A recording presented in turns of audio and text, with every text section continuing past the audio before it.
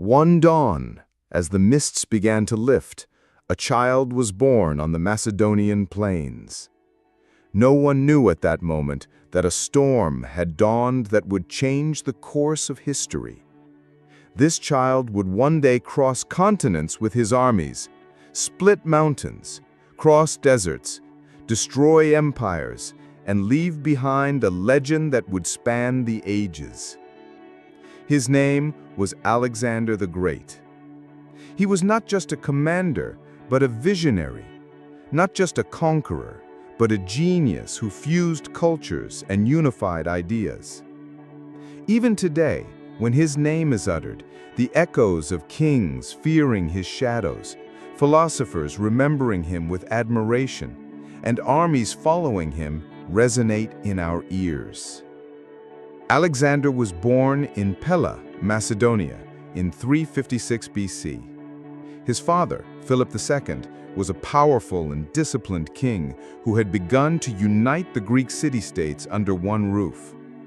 His mother, Olympias, was a charismatic, passionate woman who believed her son was destined for great things. From a young age, Alexander's character was shaped by two powerful forces: his father, who instilled in him the iron discipline of war, and his mother, who instilled in him a boundless sense of destiny. But most importantly, young Alexander's mentor was the philosopher Aristotle. Aristotle not only taught him logic, philosophy, and science, he memorized Homer's epics and instilled the concepts of heroism and virtue in his soul. The young Alexander always kept the Iliad by his side. He took Achilles as his role model, and like him, sought immortal fame. Even as a child, he saw himself not as an ordinary man, but as one chosen to change the world. When he turned 20, his father, Philip II, was assassinated.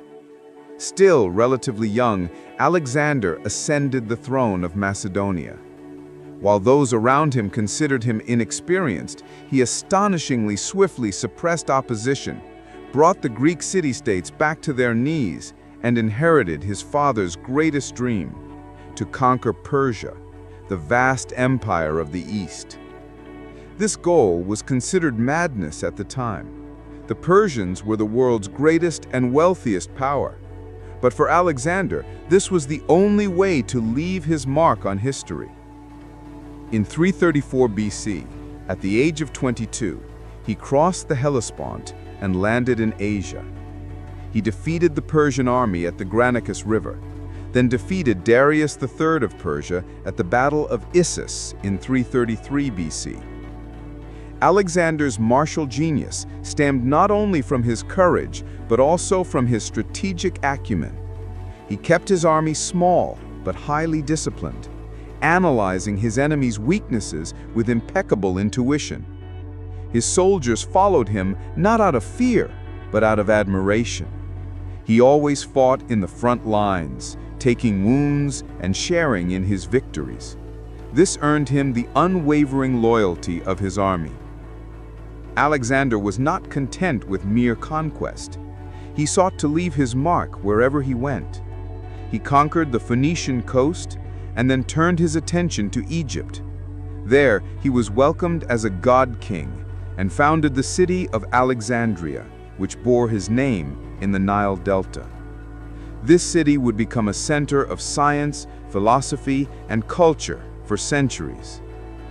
He went to the temple of Amun in the Siwa oasis in Egypt and declared himself the son of the god Amun.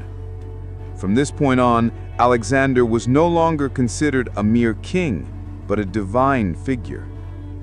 In 331 BC, at the Battle of Gaugamela, he won perhaps his most glorious victory against a massive Persian army. Darius fled once again and was soon killed. Thus, within just a few years, Alexander had wiped out the Persian Empire and brought vast territories stretching from Anatolia to Mesopotamia, from Iran to Central Asia under his rule. But his ambitions were even greater. Each new victory whetted his appetite. He led his armies into India, In 326 BC, he fought elephants on the banks of the Indus River against the Indian king Poros and won again. But here, his army's patience wore thin. The soldiers, long away from home, were reluctant to venture further east. Alexander reluctantly agreed to return.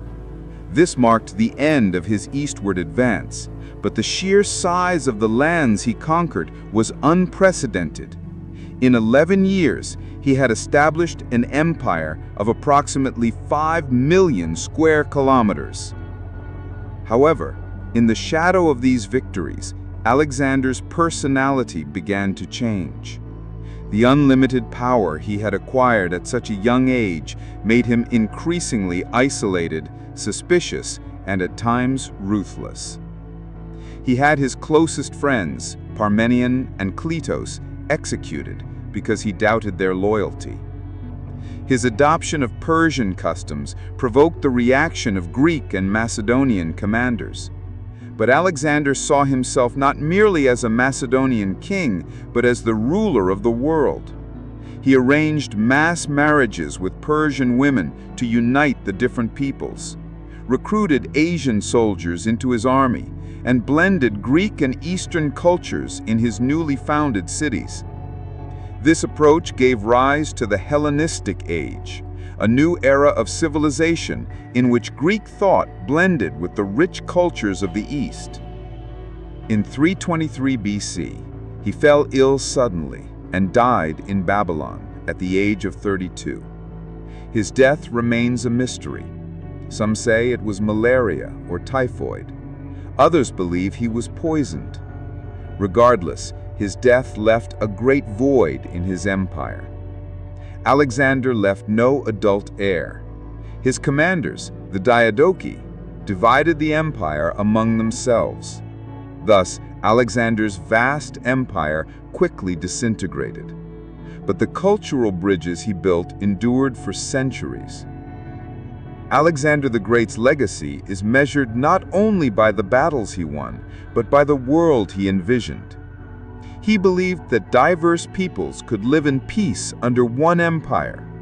The libraries, academies, and markets he founded in cities like Alexandria became places where Greek science and Eastern wisdom met. His conquests were won not only by the sword, but by culture. Even today, his name symbolizes boundless courage, boundless dreams, and the will of man to shape his own destiny. Like Achilles, he sought immortality, and in a sense, he achieved it.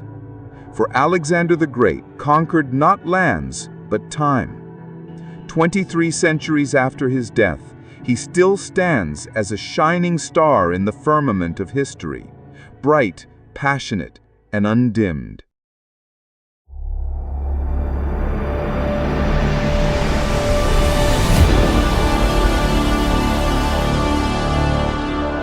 The Door to Knowledge, presented by Toyer TV. Don't forget to take your place on this path of discovery and enlightenment.